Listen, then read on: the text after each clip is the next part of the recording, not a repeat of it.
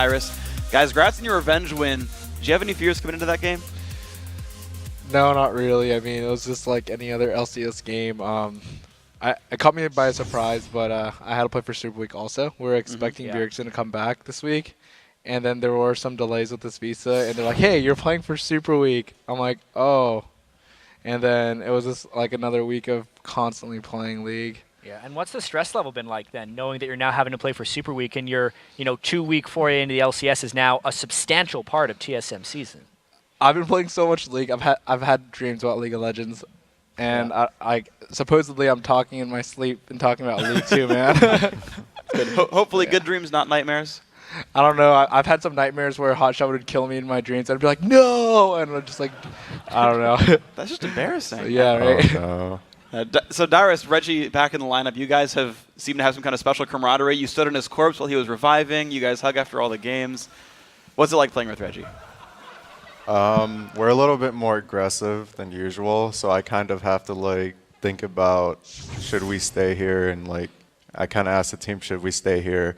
Are we going to stay here and get aced and throw again, or are we just going to back off and then slowly win the game? And I kept thinking about that, and it's been working out pretty well. And Reggie's been doing very well in like the past week, and I'm really happy that we won. I do have to ask you kind of a looking back question. Since you've played with Reggie now for probably about 3 years, what's the biggest difference from when you first started playing with Reggie to playing with him now? It's not only Reggie from back then. Well, actually it is, honestly, because he single-handedly carried the team back then.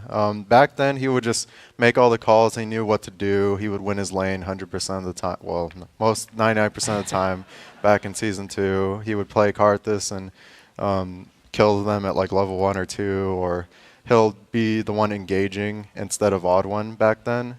And now with the new meta and the new season, now it has to be like maybe special engages or odd one engages, and Reggie still can do those engages. It's just like there's not a lot of mid laners that can single-handedly engage anymore. Like there's the Karthus walls and there's the follow-ups, but it's just different metas. Okay, so then talking about everyone kind of making plays, we have a replay. It's right after a big dragon fight. You guys end up sort of tower diving them in a 5 versus 4. If we can get that on your screen, I want you to walk me through what you're thinking in this fight. I don't even know why I'm there. I was just like, I'm really fed, so I just didn't really care. I was like, guys, we can kill him. Siobhan's top.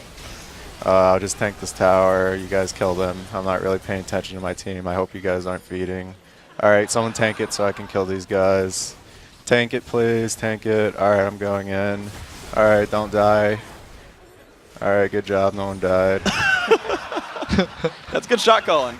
Is that verbatim how that works? Oh, I didn't say that, but that's what I'm thinking. Okay. Yeah. Oh, okay. Inside the Well, mind of I just said someone tank tower, and the rest is just like I'm just thinking everything else. Like that's the all. internal monologue of Darius. What's really interesting about this game is when Coast has been successful, a lot of it's been Zion just dominating his lane, but you kind of flipped it around on him in this game. How are you able to come out so far ahead CS-wise on Zion?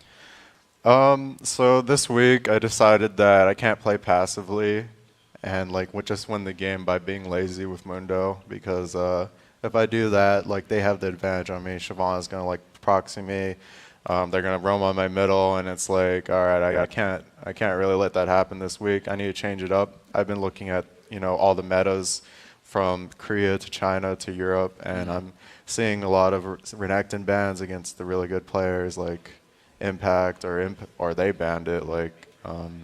And then I played the matchup Siobhan versus Renekton, and I was like, Renekton has advantage in this matchup as long as Siobhan doesn't go for that scale. So if I play it perfectly, I can do it well and carry the team. Although sometimes I miss a couple of CS and it really bugs me, but I felt like I really needed to be the aggressor as a top lane. And while Bjergsen's gone, I want to improve enough to where when he comes back, he'll be like, wow, my top lane's not playing passive and their top laner's not diving me anymore.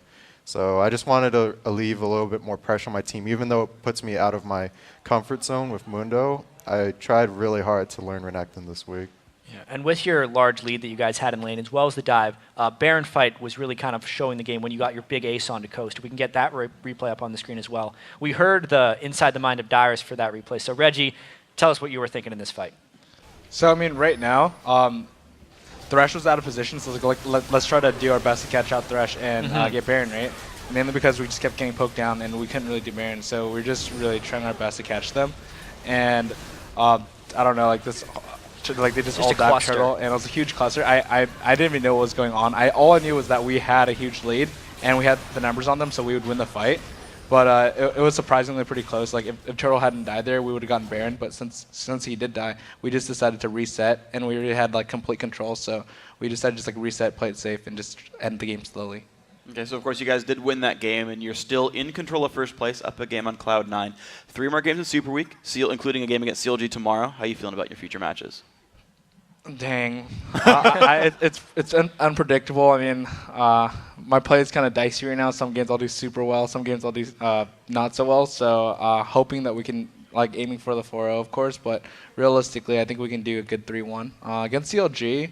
It's gonna be a tough match. I think that we can come out ahead if we play solid. That is really kind of the big question, though. To me, TSM versus CLG, especially with you back this week, since it's such an old matchup.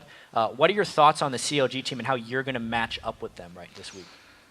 I mean, I think it was a long-term rivalry. Like before, I would always get really hyped up for CLG matches, and they were doing really terribly for a really long time. Like, no offense, and so I kind of lost that like rivalry where like, oh, I'm so excited to play CLG. It was just like the same thing every single time. But now, since their roster is really strong, I'm actually really excited to play them. But it would have been so much better if Bjergsen's here to play for me instead. Put him in your stead and say, go, please beat up Link. All right, well, guys, of course, congratulations on your win. We'll see you throughout the rest of the week, but we've got more games to go on, so we're going to toss it over to Riv and Kobe for the next game. But as we go, CLG have been enjoying the recent success, as Reggie put it, but even though they like their chances against a